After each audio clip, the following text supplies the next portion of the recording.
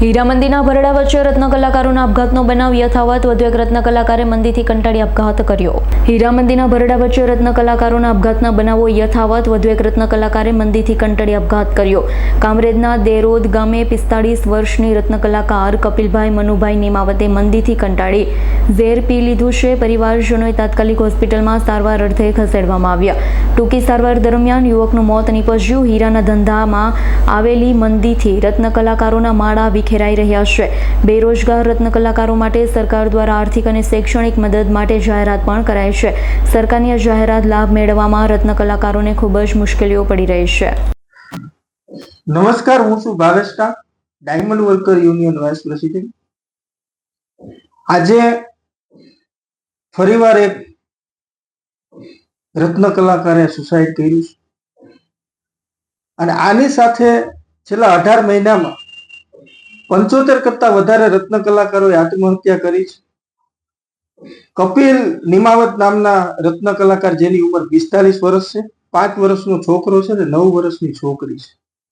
તો આ બાળકોનું કોણ? સરકારને વારંવાર રજૂઆત કરી છે કે રત્ન કલાકાર જે આત્મહત્યા કરે છે એના પરિવારને મદદ કરવામાં આવે.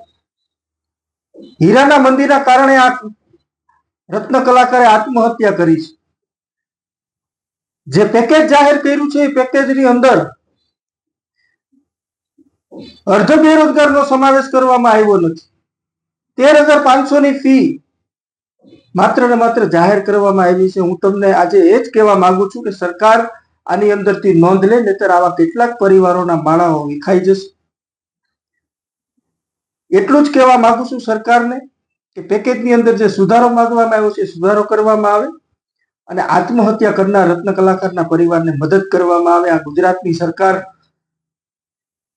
જો દારૂ પીતા હોય, લઠ્ઠાકાંડની અંદર મરી જનાર વ્યક્તિને જો 4 લાખ રૂપિયાની સહાય કરતી હોય, તો જેને સુરતને બનાવ્યું છે ડાયમંડ સિટીમાં, ડાયમંડ સિટીનું નામ જેને વિશ્વની અંદર વિખ્યાત કર્યું છે, રત્ન કલાકારના પરિવારને કેમ મદદ કરવા માટે આગળ નથી આવતી? સૌથી મોટો પ્રશ્ન. આવનારા દિવસોની અંદર આત્મહત્યાના બનાવ ન બને એ બાબતે પણ સરકારે વિચારવું જોઈએ અને રત્ન કલાકારોની હજુ વારે આવવું જોઈએ. નમસ્કાર. Bureau report, S9 news, Surat. અમારી તમામ માહિતીથી અપડેટ રહેવા માટે જોડાયેલા રહો S9 ન્યૂઝ સાથે.